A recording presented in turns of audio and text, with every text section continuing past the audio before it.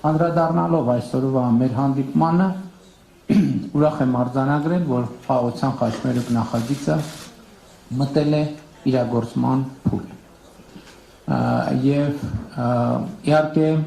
ես հասկանում եմ նաև, որ այս համատեքստում առանձնահատուկ ուշադրության կենտրոնում է Թրամփի ուղի հանուն միջազգային խաղաղության եւ բարգավաճման նախագիծը, եւ ես այդ նախագիծը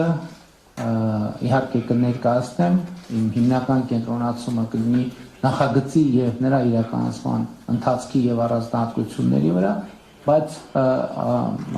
ավելի լայն համատեքստը նույնպես կարեւոր է,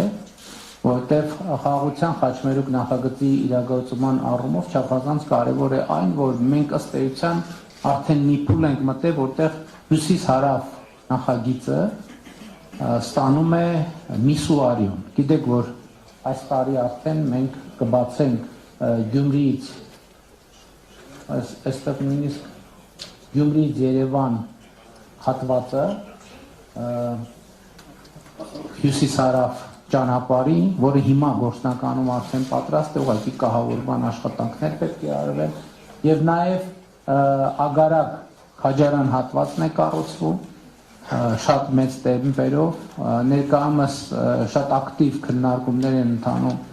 Սիսիան Քաջարան հատվածի կառուցման ուղղությամբ եւ նաեւ առանձնահատուկ կարեւորություն ունի Բարգուշատի թունելի կառուցման նախագիծը,